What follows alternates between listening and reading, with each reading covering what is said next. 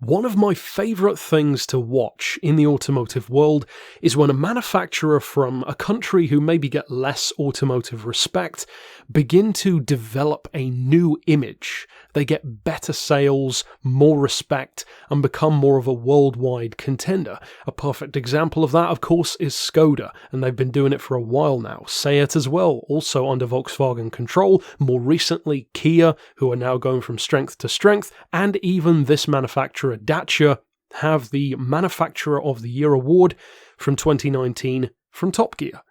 This is good stuff. Even if it's not a brand who I love, Dacia for instance, I have no particular fandom or, love for their cars, but it's cool to see. I want, fundamentally, all manufacturers to succeed. Now, this car is probably one of their most unique, possibly one of their quickest, and certainly one of the most highly collectible Dacias ever built. And it's a Dacia which a lot of people will totally miss, because let's be honest, most people wouldn't even be looking for it. Now, there's an interesting misconception surrounding this car, the Dacia MD87, which comes up a lot online. There are even some memes about it on Google if you look up the car. People like to say that this is Romania's knockoff answer or rip-off to the Toyota MR2. And you can say that for obvious reasons. The reality is that is actually not true, since the idea for this car predates the MR2. In fact, the initial idea for what would become the MD87 originates not from the 80s, but from the 60s. In fact, from a teenager who worked, I believe, at the time for Dacia still, by the name of, and I'm sure I'm going to mispronounce this, Nicolae Cosmecu, I'm not certain. But then he waited until around 1985 to suggest to his higher-ups at Dacia that this is something they could actually try and build. And in a similar way to how some engineers made the first Golf GTI and presented it to Volkswagen, this idea was born and they actually did it. Now, the MD87 went through two different stages, which is another thing that's easy to miss. If you look it up on Google, you can kind of see that some of the shots look different. Some of them have fixed headlights, some have pop-up headlights.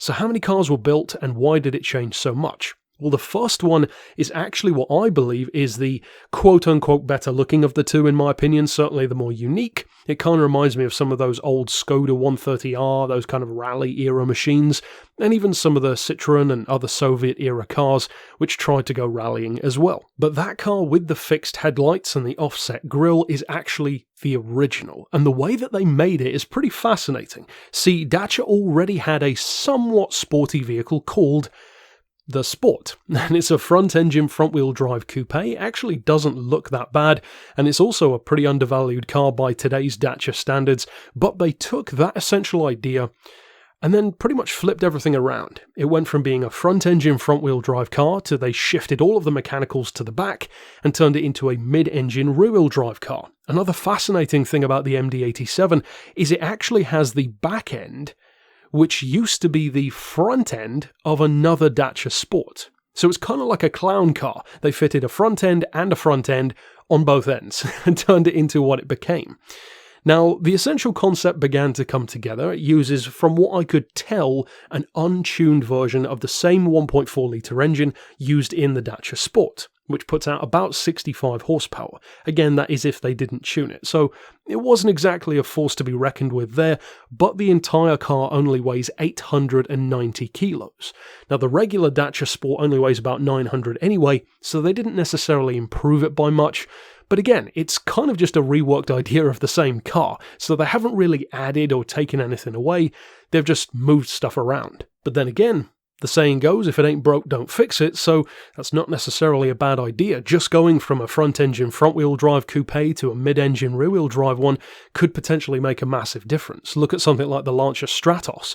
Back in the 70s, that was a mid-engine, rear-wheel drive car and is one of the most iconic rally cars of all time. Even something else like a Porsche 911 with the rear-engine, rear-wheel drive layout. So it wasn't fundamentally a bad idea, but the funny thing about the MD is that it wasn't actually inspired by the MR2 at all.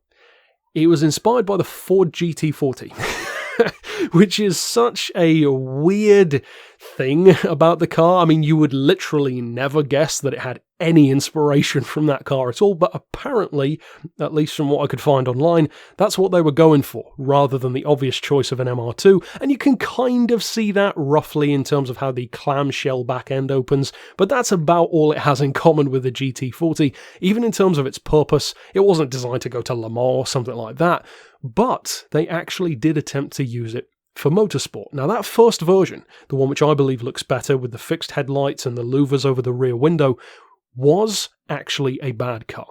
The handling, apparently, much like a Toyota MR2 from a couple of years before, was not great. It was challenging, it was prone to having those mid-engine rear-wheel drive, short wheelbase small car issues, and ultimately they decided to refine it a little bit more. So then in the earlier 90s, around 92 or 93, they made what is lovingly called the Evo 2 version, which is a very overstated name for the car, let's be honest. As far as I could tell, there wasn't a huge change in performance. That could be wrong.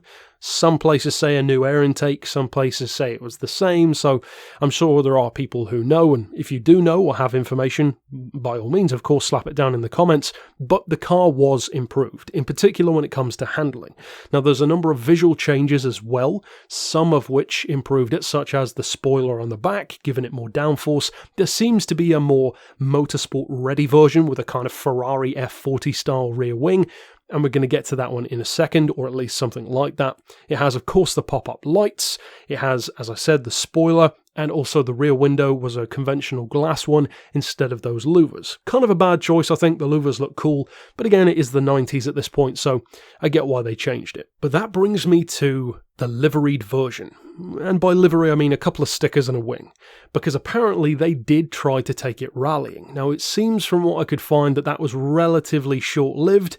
If it still had 65 horsepower, that's probably one of the reasons, and if the handling was challenging as well, then it's not too surprising why the idea didn't take off. See, something like a Stratos was good because even though it is challenging, it was very fast. On the other hand, on the other extreme, if you will, you have something like a classic Mini Cooper, which didn't have the power, but made up for that with incredible cornering ability and handling.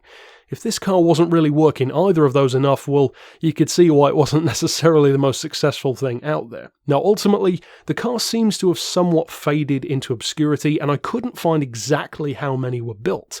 I'm not even sure if this car was modified into the Evo 2, or if it was a new vehicle from the ground up. It's hard to say. Again, I'm sure there are people out there who know it.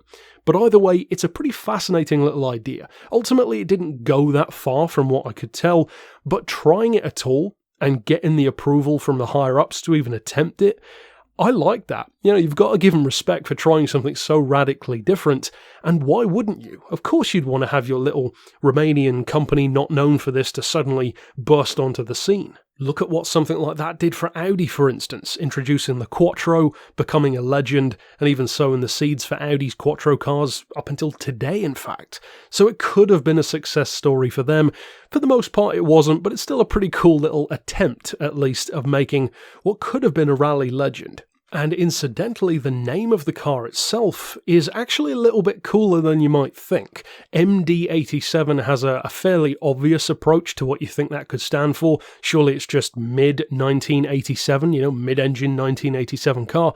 But from what I could find, it actually is a little bit more romanticised than that, because yes, the 87 of course is the intended model year, but the M and D actually stand for Monica and Dragos, which are from one site, according to them, his wife and son, and from another website, his daughter and son. So I'm not sure which is which. I think it's probably his wife and his son, but either way, it's kind of a cool way of naming your car. But ultimately, that's it for this instalment. Of course, if you'd like to vote on this car as being one of your favourite instalments, jump over to the Discord chat and do so. But if you do want to check out all of the previous and sometimes pretty crazy episodes of this series, of course, click right here on screen to see those. But until next time, I'll see you then. And for now, as always, thanks for watching.